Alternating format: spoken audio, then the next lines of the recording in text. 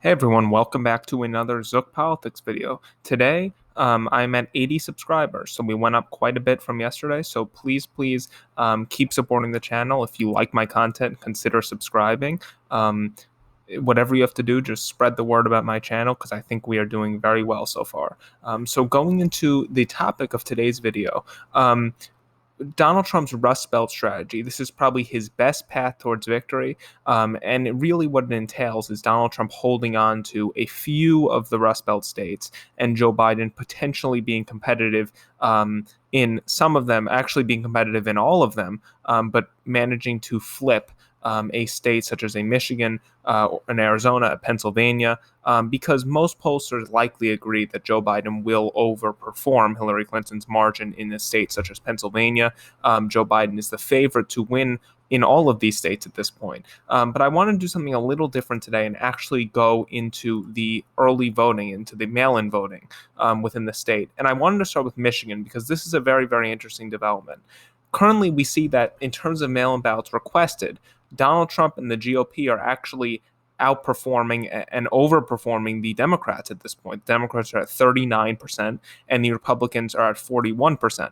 Now, that doesn't mean that Trump is going to win the state by a tilt margin. But what it does mean is that Trump is overperforming his initial expectations. And to see Donald Trump win at this point in terms of mail-in ballots requested, when Democrats should clearly be winning here, is an encouraging sign for his campaign. Even though he has pulled out ad spending here, it is still a great sign for the Trump campaign that he is actually doing better. He is not only on par with Joe Biden here, but he's actually winning. And that's really the Trump strategy, is to remain somewhat on par in terms of the mail-in ballots and to have a really big turnout on election day to ensure him a second term. And if we see margins such as Michigan, where Donald Trump is actually winning or very competitive with Joe Biden in terms of mail-in ballots requested, we could see a state such as a Michigan flip.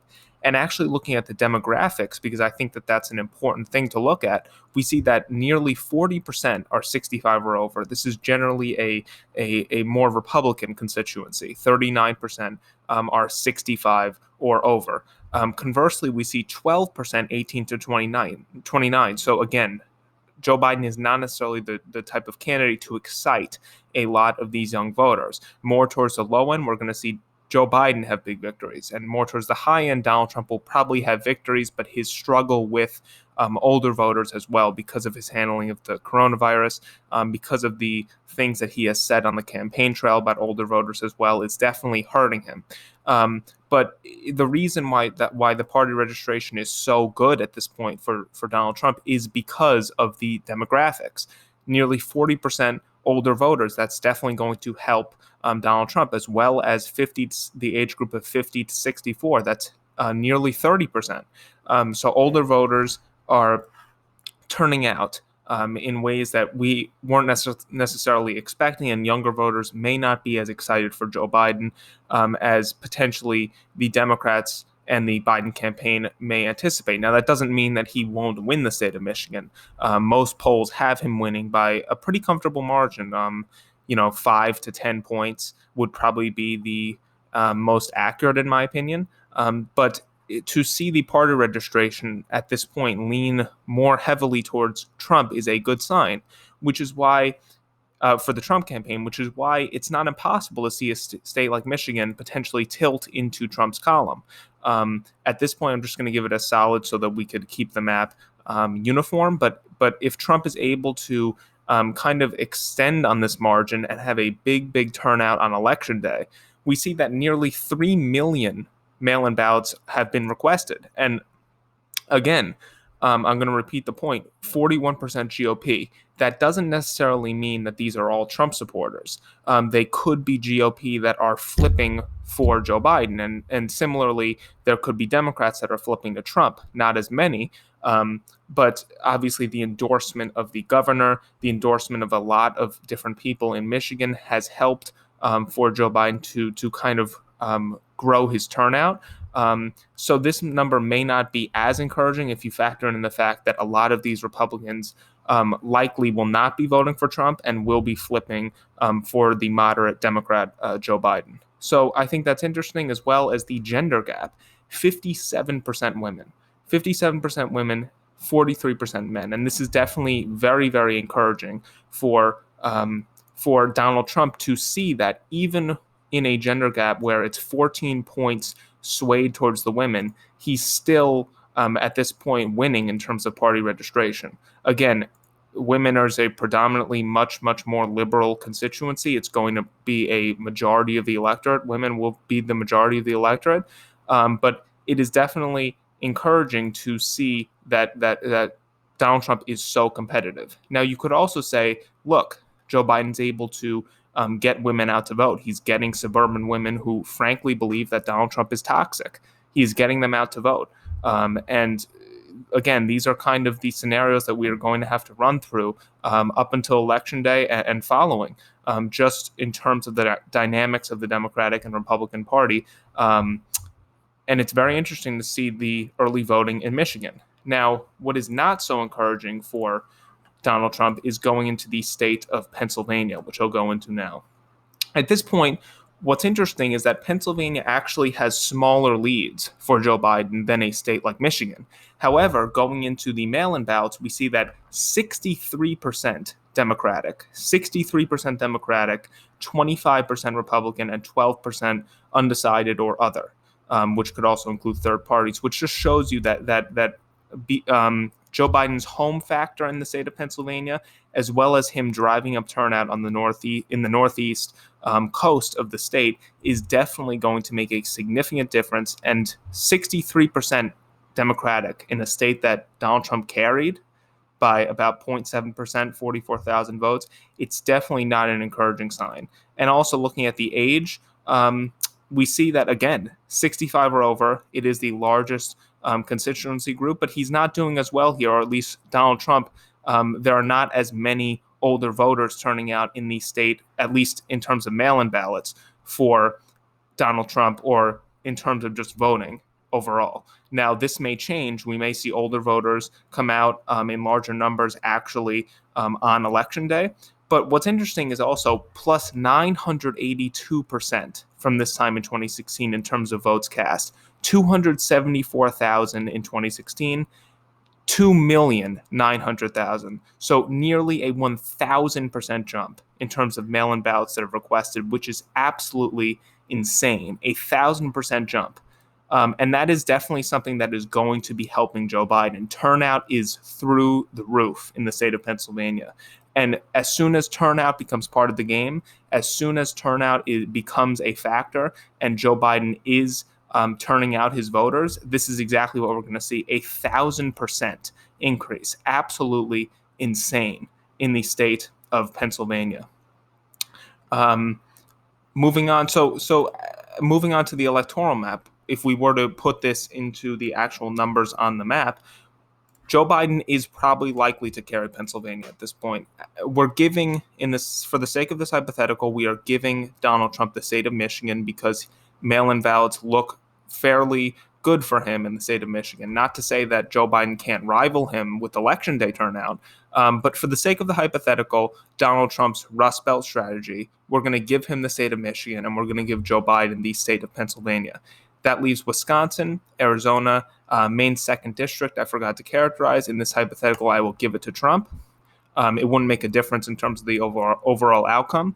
But going into Wisconsin and Arizona, Wisconsin at this point, again, in terms of Donald Trump's Rust Belt strategy, in terms of having an upset, winning the state of Michigan and winning one of these two states would be enough to pull off a Rust Belt upset, to pull off a victory for Donald Trump. So going into the state of Wisconsin, we see, again, party registration is looking also fairly good in terms of mail-in ballots for the GOP. Again, not all of these will be voting for Trump. A large part of them may flip to Joe Biden, which is probably going to be likely. Again, historic turnout, just like the rest of the Rust Belt, which is going to be helpful for Joe Biden.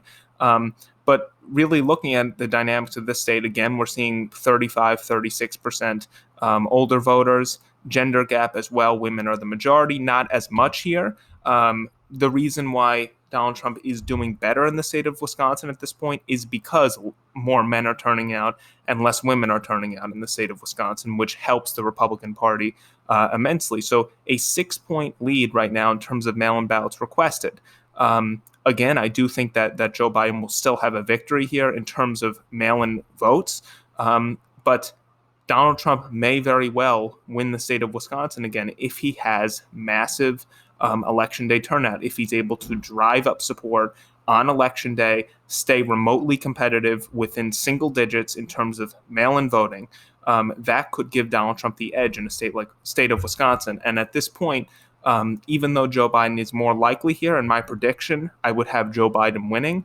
But just analyzing mail-in voting, analyzing the potential for a Trump upset, I will give him the state of Wisconsin in this hypothetical, and that would be enough for him to win. He would win just by holding on to one or two of these Rust Belt states, one if he wins the state of Arizona. Now, that entails that he wins all of these other states. He holds on to Florida, which Joe Biden has been competitive or leading in all of these states. Joe Biden has been leading in all of these states at this point, including Nebraska's 2nd District and Maine's 2nd District. So we're saying, for the sake of this hypothetical, that Donald Trump hangs on to every single state that is not the Rust Belt, except for Arizona. So, yes, Donald Trump would win this election, but this is a very skewed electorate because, considering the fact that Joe Biden is competitive in mostly every state on the map, is running competitive, even likely margin in states like Mississippi and South Carolina for Donald Trump. Again, please take caution in knowing that the mail-in votes are not the only thing that will decide this election, and that Donald Trump is likely to not necessarily have this type of turnout on election day. Moving forward into the state of Arizona at this point, I also thought this one was interesting to delve into. Arizona, there was one poll where Donald Trump was actually up. It was taken last week. But more importantly, we see even. It's an even electorate at this point, with Democrats and Republicans requesting early mail-in ballots. So again, even. It's dead even. And we also see that in terms of the number of ballots requested, it is up 37% from this time in 2016, which, again, 37% versus the margin we saw in states like Pennsylvania and Wisconsin. That's going to help Donald Trump. If he's able to keep turnout down, it helps his odds. If Joe Biden is able to turn out voters in Arizona, it obviously doesn't help his odds, because Donald Trump and the Republicans are aware that they are in the minority. They are not winning the popular vote. If they're able to keep it down into single digits, then they have a chance. A 4-point popular vote victory would probably help Donald Trump in retaining the White House. But this number is encouraging. Age gap, again, more towards the younger end. We see less support for at least mail-in ballots requested in a state like Arizona for Donald Trump turning out these older voters.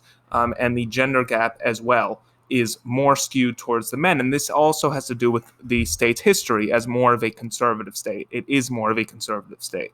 It has voted for every Republican since 1996, when Bill Clinton was narrowly able to carry the state. But again, at this point, party registration even, let's say Donald Trump, again, gets his voters out, he may be able to hold on to Arizona by a tilt margin, which would give him the election.